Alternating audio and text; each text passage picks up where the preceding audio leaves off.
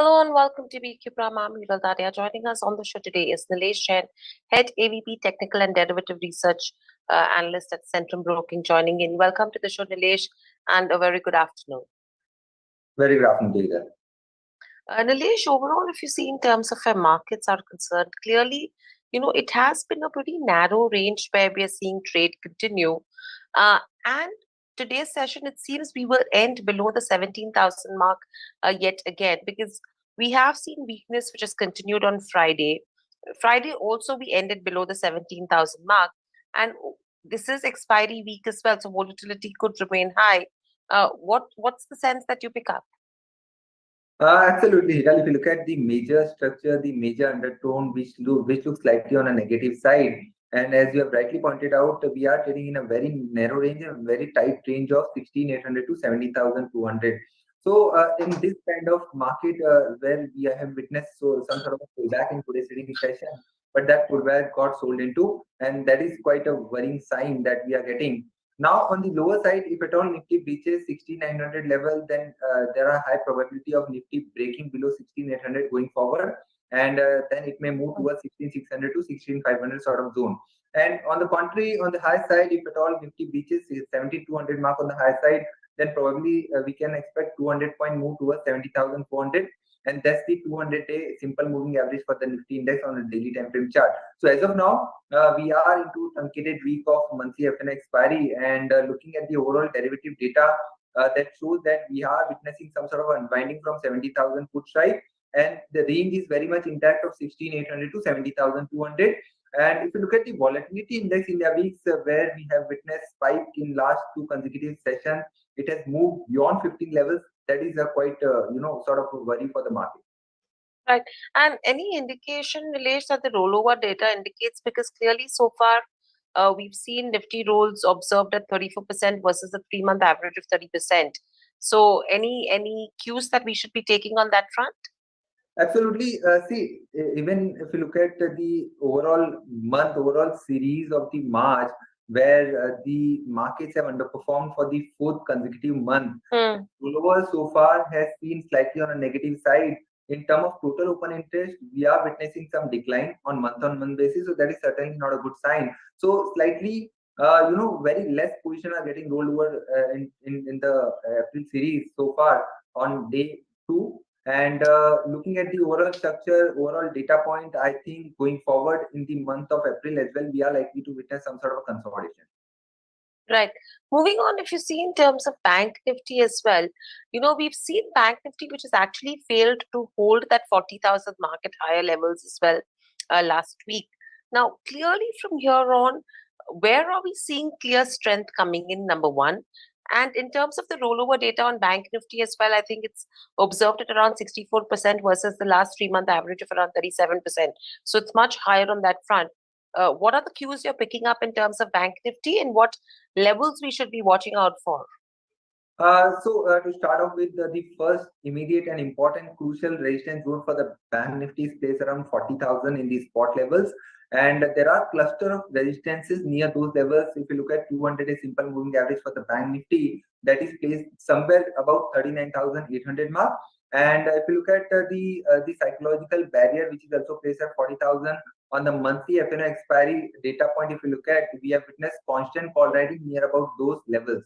So 40,000 is the major hurdle that Bank Nifty needs to take out decisively for any sort of possibility of a short covering move towards 40,500 to 41,000. The major structure on a negative side, any pullback, if at all we see, that may get sold into for the Bank Nifty as well. And on the lower side now, if we talk about the crucial support that is placed at 38,700 levels. So from current level, there is still room of another 300 to 600 points in the Bank Nifty. So caution is definitely advised in the banking and financial space as a whole.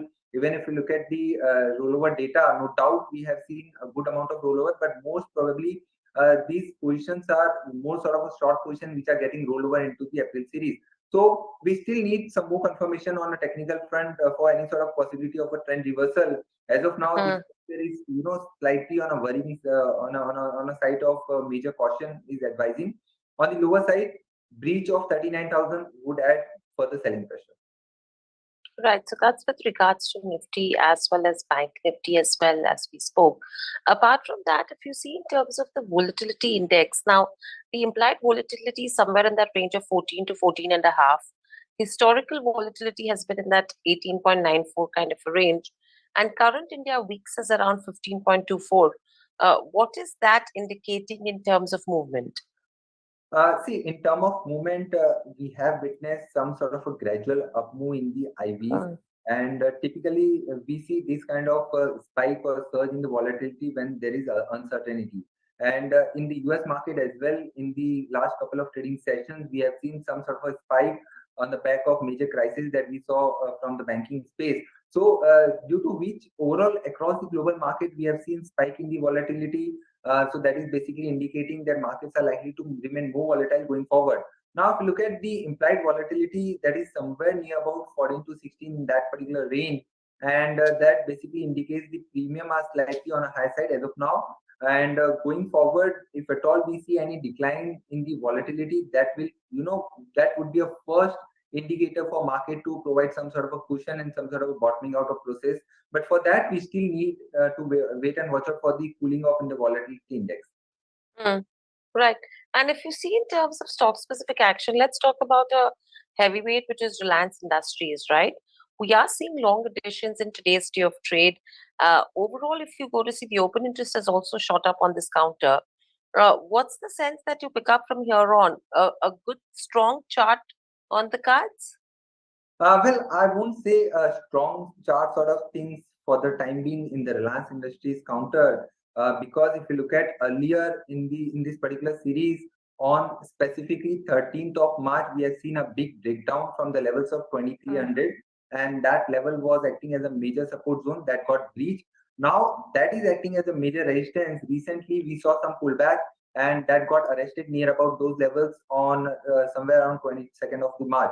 So overall, looking at the structure, it seems like there could be possibility of a pullback, and that pullback may extend towards 2300. But I'm not expecting any major trend reversal as of now. We need a confirmation, and a close above 2300 would provide that particular confirmation. Post then we can expect further momentum towards 2350 to 2400. But as of now, looking at today's closing, I think it is forming a sort of inside bar on a daily time frame chart that basically indicates a bullish reversal formation, and a pullback may extend towards 2300. At current level, whoever is holding the long position can continue to remain long with a stop loss below 2180. right.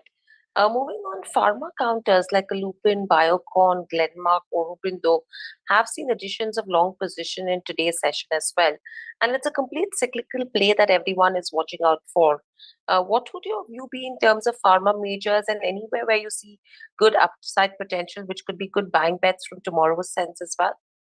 Right. So, pharma basically is outperforming in today's trading session, and Hmm. usually we have seen in kind of in volatile market, we see focus shifting towards defensive space. So, pharma as of now, after a long consolidation and a big time-wise correction, we have already witnessed finally showing some sort of a revival and reversal on the chart. So, at current level, Nifty Pharma Index is trading somewhere near about 11,800 odd levels. So we are expecting a pullback towards 12,000 to Hmm. 12,200. So to play this pullback, couple of counters that we are liking, primarily Divi's Lab, where we have seen a lot of underperformance. Only from a pullback perspective, Divi's Lab can be bought for the upside target of 2,900 to 2,950, and stop loss should be placed near about 2,300, 2,800. Second buy would be Sun Pharma, and Sun Pharma, we have seen a lot of outperformance in this Hmm. particular counter. It is basically forming some sort of a base formation. Looks positive for 1,050 sort of target on high side, keep a stop loss below 950. Right. Overall, apart from that, we spoke about the Reliance Industries as well as pharma majors. We're seeing good amount of volumes in terms of a power grid as well as an Axis Bank as well. And both these counters are trading with cuts of almost 1% in today's day of trade. What is the derivative data indicating, and what are charts suggesting? As far as Axis Bank is concerned, it is in fact forming a sort of a negative candle in today's trading session. Extreme short buildup can be seen, and the fall is extended for the third consecutive session in a row. So that is certainly not a good sign. The major structure has turned slightly on a sideways to negative side. The trend looks slightly on a negative side for the downside target of Hmm. 820 to 810. So from a trading point of view, the structure looks weak. And on the higher side, any move beyond 850 would change the trend from negative to positive. But for the time being, keep a stop loss above 845 for any sort of short position. The second counter, power grid, where we have seen some sort of pullback, but it couldn't sustain at high level. And again, we are witnessing build up on the short side. So structure is indicating a fall to continue towards 216 to 215.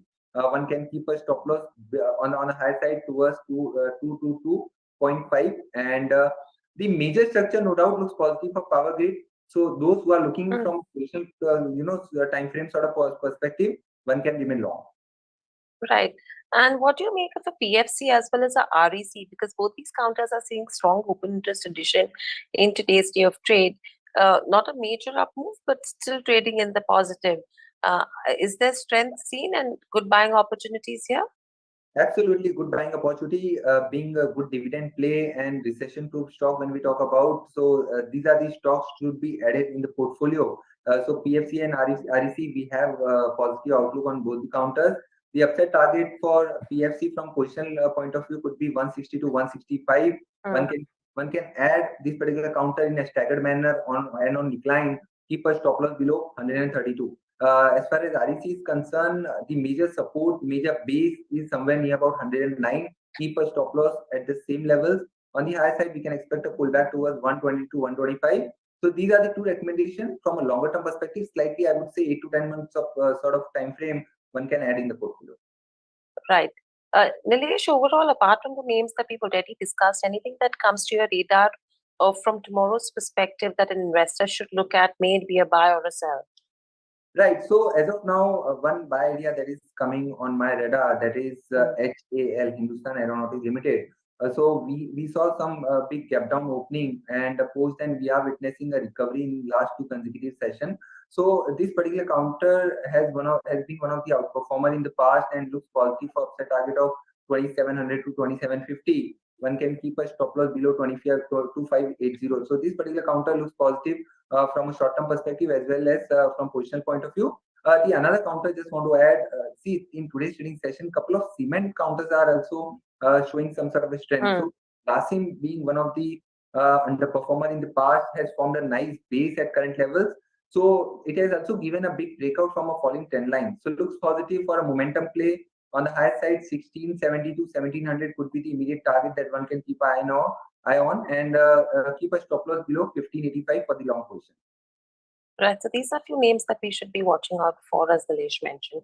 Thank you, Nilesh, so much for joining us on the show and giving us those strategies overall from tomorrow's perspective, as well as a few long-term bets that one should be watching out for.